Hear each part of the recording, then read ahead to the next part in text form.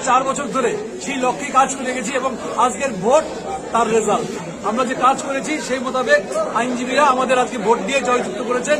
আমি সকলকে ধন্যবাদ ও শুভেচ্ছা জানাই।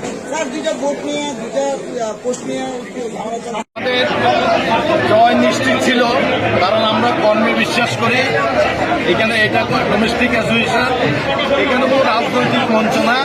আমরা এই পদের জন্য কোনো রকমের অনারিয়ামের ব্যবস্থা নেই বা কোনো রকমের বেতনের ব্যবস্থাও নেই। আমরা শুধু আমাদের অ্যাডভোকেটের স্বার্থে আমরা কাজ করার জন্য, সঠিকভাবে বারটাকে পরিচালনা করার জন্য, সকল অ্যাডভোকেটের সুখে দুঃখে পাশে থাকার জন্য এই একটা কমিটি করা হয়। সেই কমিটিতে এমন কোনো ব্যাপার নেই যে এইখান থেকে কেউ 2 টাকা নিয়ে যেতে পারবে বা 2 টাকা বেতন পাবে, এরকম কিছু নেই। আমরা বিগত দিনে যে সমস্ত কাজ করেছি A to Z আমরা পাবলিকলি বলে দিয়েছি। আমরা বিশ্বাস করেছি যে আমরা তো যেই কাজ করেছি সেটা প্রত্যেকটি মেম্বারে মঙ্গলের জন্য করেছি। ঠিক নির্বাচনের প্রাক মুহূর্তে এর আগেও দেখেছি 2022 সালে 3 বছর ধরে আমরা লড়াই করেছি।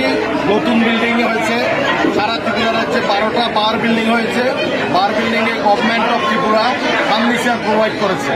শুধু ওয়েস্ট ত্রিপুরা ডিস্ট্রিক্টের বার বিল্ডিং আমাদেরকে হ্যান্ড ওভার করেছে উইদাউট ফার্নিচার।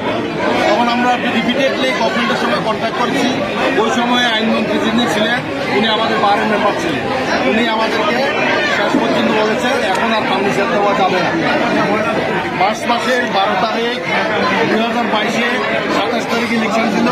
12 তারিখ আমাকে একটা চিঠি দিয়েছে government of Tripura law department থেকে, বলছে তোমরা যে ফার্নিচারের ডিমান্ড করেছিলে তোমাদের ওই ফার্নিচারের ডিমান্ডটা আমরা রিজেক্ট করেছিলাম initially. We are provide the furniture within short. ঠিক 2022-এর নির্বাচনে আবার আমরা আসলাম, তারা হেরে গেলে আমাদের ফার্নিচার আসলো। এবার আমাকে কি করতে হয়েছে, আমাদের নিউ কামার 300 মেম্বার নতুন হয়েছে, তাদেরকে বসার অ্যারেঞ্জমেন্ট করতে আমি 200 চেয়ার কিনতে হয়েছে। আমাদের কোনো মেম্বারকে দাঁড় করে রাখতে পারবে না। এই সমস্ত কাজের নিরিখে আমরা বুঝেছি যে আমরা জিতব এবং নির্বাচনের আগেই আমরা বলেছিলাম আমরা জিতব। আমরা কর্মে বিশ্বাসী। বারের যে কমিটি 2022 হয়েছিল সেখানে বিভিন্ন দলের প্রতিনিধি ছিল। আমি কোনো রাজনৈতিক দলের বলবো না, আজকের পরে কিন্তু এখানে আর রাজনীতি নেই। তো ওইখানে যারা প্রতিনিধি ছিল তাদের সঙ্গে আমরা অত্যন্ত সুমধুর সম্পর্ক নিয়ে কাজ করেছি। প্রত্যেকটি লয়ারের পাশে দাঁড়িয়েছি, তারা দাঁড়ানোর ফল আজকে আমরা পেয়েছি। গতবারের চাইতে অনেক অনেক অনেক বেশি ভোটে আমরা জয়লাভ করেছি। সুতরাং আমি বলবো আমরা বারের ভবিষ্যতেও প্রত্যেকটি লয়ারের সুখে দুঃখে, শুধু লয়ার না লিটিগেন্টরা যারা আসে তাদের জন্য আমরা আপ্রাণ চেষ্টা করি তাদের যাতে কোনো অসুবিধা না হয়। এবং আমরা প্রত্যেকটি দলমত নির্বিশেষে প্রত্যেক লয়ারের কাছ থেকে আমরা যথেষ্ট সহযোগিতা পেয়েছি, আবারও পাবো এই আশা আপনাদের কাছে ব্যক্ত হচ্ছে। আপনারা তো মেম্বার পেয়েছেন আপনারা?